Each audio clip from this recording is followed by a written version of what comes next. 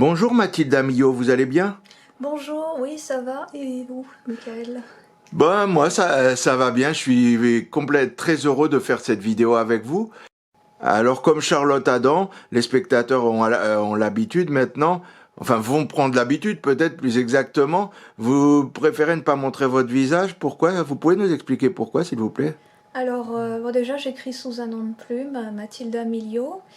Et il se trouve bon, que je préfère pas montrer mon visage parce que c'est un peu voilà, mon activité voilà, pour moi-même.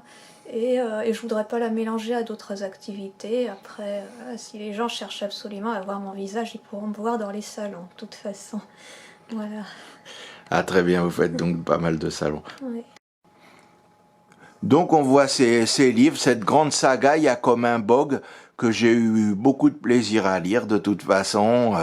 Je suis un peu un grand enfant, c'est vrai que j'aime bien lire de tout et je suis très content qu'il y ait une auteure de littérature pour enfants qui viennent nous parler un petit peu. J'espère qu'il y aura un peu d'auteurs de toutes sortes et qui écrivent de toutes sortes de littérature qui viendront nous parler. Je sais pas, ça peut de la littérature pour enfants à la littérature érotique. Chacun pourra venir s'exprimer. Même des gens qui écrivent des essais plutôt. Il n'y a pas de problème. D'ailleurs, vous pouvez d'ailleurs vous nous parler de vous, Mathilda, quel est un peu votre parcours? Alors au départ, j'étais pas du tout dans la littérature puisque j'ai eu une formation scientifique. J'ai étudié en agronomie et aussi en diététique. Puis après, j'ai complètement changé de parcours il y a quelques années. Aujourd'hui, je me consacre presque exclusivement à la littérature. Ah ben c'est super de faire ce qu'on aime, Voilà. de se consacrer à ce qu'on aime, même si Et c'est souvent mal payé, ah et oui, qu'il y a des mais problèmes d'argent, comme beaucoup d'auteurs. et ça, c'est le Et- premier, Il y a comme une box, c'est vraiment le premier roman que j'ai fait, que j'ai édité moi-même, en fait. C'est mon premier. ah ouais. Ben il est très bien. Enfin les deux premiers, j'ai lu que les deux premiers, je précise, et ils sont excellents. Enfin j'ai eu du plaisir à les lire en tout cas. Et surtout, la fin du premier, il y a un de ces suspens à la fin, ça finit sur un grand rebondissement, un cliffhanger, comme on dit dans les séries. Beaucoup de littérature. Pour moi, la bande dessinée, d'ailleurs, est une littérature à part entière. Et, euh, et ben, ce qui est un petit peu les dessins animés, les mangas, ça fait vraiment partie de la culture. Donc, et des fois, c'est plus ou moins pour enfants. Et beaucoup de littérature et de produits culturels utilisent les animaux. Voilà, comme Black Sad par exemple, qui est connu, une grande bande dessinée. Et j'en profite pour montrer un peu de ma bibliothèque et de ma vidéothèque. Donc il y avait, moi qui adore Alexandre Dumas, ils avaient fait, c'était très connu dans les années 80, les Trois Mousquetaires en version dessin animé. Il y avait encore beaucoup de gens qui s'en souviennent, mais bon, plutôt des gens de ma génération, quoique avec les Internet et tout ça, c'est peut-être encore connu. Ah oui, ça c'était le tour du monde en 80 jours. Donc on voit les animaux, ça c'est vraiment assez important dans la culture pour enfants et la culture en général. Et ça s'est beaucoup fait de prendre des personnages des personnages d'animaux et de les humaniser. Et vous, ça, c'est pas. Comment vous avez vécu ça? Est-ce que c'est pas trop dur de faire ça? C'est particulier de prendre des animaux et de leur faire un peu penser pour les humains, ou alors est-ce que vous avez assez facilement humanisé les animaux et être entré assez facilement dans leur psychologie? Alors moi, en fait, pour moi, ça s'est fait vraiment de façon spontanée, c'est-à-dire que l'idée m'est venue et les animaux en même temps. Et en plus, bah, si vous lisez la série, vous verrez en entier, déjà je pense au deuxième tome, vous avez dû le voir, c'est que ça a un rôle en fait que ce soit des animaux et pas des humains. Et j'irai plus loin, je dirais qu'il y a un message dans cette série. Voilà, il y a un message pour les animaux. Et est-ce que vous avez pensé justement un peu quand vous avez fait cette série à Black Sad ou à Walt Disney un petit peu vous avez quand même Alors ouais, quelque chose d'aussi célèbre que Disney, vous avez dû penser un peu à Mickey un tout petit peu. bah oui, oui, de toute façon, j'ai lu beaucoup voilà, de BD, de films où il y a des animaux. Oui, alors Black Sad, oui, je l'ai lu il y a quelques années.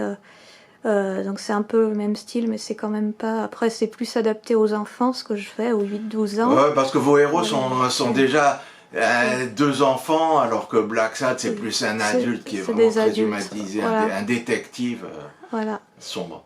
c'est ça. Et bon, je pensais, oui, un peu à Walt Disney. Qu'est-ce que ça m'a fait penser aussi? J'ai pensé un peu à Miyazaki aussi. Je sais pas si vous connaissez l'auteur japonais.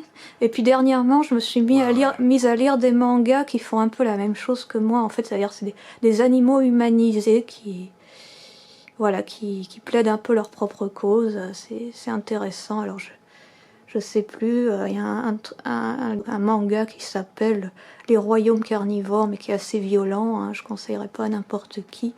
Voilà, il y a plein de choses ouais, qui font ça, plein d'auteurs qui font ça. Vos héros sont des chiens, même ce sont des enfants d'ailleurs, on peut le signaler, ce sont deux enfants assez sympas, qui sont assez mal acceptés d'ailleurs, mais je voudrais insister surtout sur le fait que ce sont des chiens, et d'ailleurs, pourquoi des chiens? Est-ce que vous avez une affection particulière pour les chiens? Vous avez des chiens d'abord chez vous? Alors, bah, pourquoi des chiens? Déjà, je trouvais que c'était vraiment l'animal qui s'adaptait, enfin, fait pour cette série, le chien au long poil. C'est une image qui m'a frappée, avec ses longs poils qui donnent son caractère un peu rebelle, voilà, avec la bogue qui s'en mêle dans les poils. Oh là là, c'est une catastrophe. Donc je trouvais que c'était vraiment l'animal qui me plaisait pour la série. J'aime beaucoup les animaux. Je n'ai pas de chien chez moi, mais j'ai des lapins. J'aime bien les chats aussi.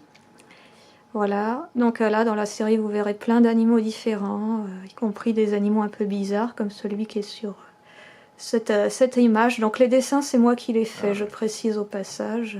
Dans votre histoire, surtout dans le premier tome, donc, les humains, les chiens, on a vraiment l'impression que c'est les humains, ils se comportent exactement comme les humains, et qui ressembleraient donc à notre monde. Enfin, ça, c'est la première impression qu'on a. Mais ça commence, moi j'ai lu que les deux tomes, mais dans le deuxième tome, on a l'impression que finalement, ce monde de chiens humanisés, c'est pas tout à fait le nôtre, c'est pas exactement les chiens qu'on a complètement transposés, qui vivent exactement comme les humains. Et notamment parce qu'il y a une légende où les chiens ont chassé, ont combattu des chiens qui venaient d'une autre planète. Et donc là, on est complètement dans un monde assez différent, mine de rien. Alors, est-ce que le monde de votre roman, c'est un monde vraiment humanisé complètement, ou alors c'est complètement plutôt une autre chose que des chiens, que des humains que des chiens transposés dans le monde des humains? Oui, alors bah, en fait, tout ce qui vous paraîtra mystérieux dans ce monde, ça va être résolu à la fin, c'est-à-dire à la fin des 4 tomes. Après, bon, le fait d'avoir fait des chiens qui vraiment ressemblent à des humains, bah, après c'est un choix. Hein. C'est vrai que des fois certains m'ont reproché que les chiens ressemblaient pas trop à des chiens. Mais bon, après, il faut lire toute la série pour comprendre que c'est fait exprès en fait. Voilà. Ah ouais, ben ça donne bien envie. C'est vrai que donc il faut faut que je lise la fin, que je lise les deux tomes qui me manquent. Ce sera avec plaisir parce que c'est vraiment assez plaisant. C'est vraiment une littérature assez sympathique et très intelligente à la fois. Est-ce que donc vous avez d'autres projets? Est-ce que c'est au bout de 4 tomes, c'est définitivement fini, ou alors on a des chances de voir un peu une suite? Alors bon, pour l'instant, il y a comme une Gog, c'est une série voilà que j'ai mis en stand-by. Pour l'instant, elle est finie. Après, j'exclus pas si elle a du succès d'imaginer une suite. Pour l'instant, je préfère travailler sur d'autres projets. Alors j'ai écrit 3 nouvelles déjà. Et je suis alors sur un roman de fantasy, j'ai déjà fini le premier tome. Il est en phase de relecture. Après, ce sera plus pour les adolescents, à partir de 14 ans. Avec des humains cette fois-ci.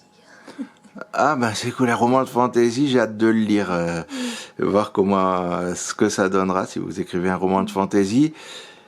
Et maintenant, on va finir en vous demandant où on peut vous trouver sur les réseaux sociaux. Alors, Comment on vous suit? Bon, sur Facebook, j'ai au moins 2-3 pages. Alors, vous tapez Mathilda Miliau, auteur sur Facebook, vous me trouvez tout de suite. J'ai aussi une page spécifique pour cette série. Ça s'appelle Il y a comme une bug, une histoire pour enfants. Pareil, sur Facebook. Et sur Internet, alors j'ai 2 blogs. J'ai un blog pareil pour comme auteur, donc Mathilda Miliau, auteur. Vous tapez dans Google, vous devriez trouver. Et j'ai un blog pour la série, cette série-là. Donc là, il sera peut-être un peu plus difficile à trouver. Donc c'est Il y a comme une bug, c'est sur l'hébergeur Wix. Et normalement, mais vous devriez trouver le lien rien qu'en allant sur mon site auteur. Je vais vous faire une petite dédicace. Ah, je vous remercie, c'est très sympa. Voilà, donc là je fais des dessins de temps en temps pour ceux qui m'aident. Donc vous aurez deux amis de Rudy, le chien, qui s'appellent Orgus et Brony. Voilà. Hop. Je vous remercie beaucoup, merci Mathilda. J'ai été très content de vous recevoir. Je vous dédicace le premier tome. Très bien. Quant à vous, abonnez-vous.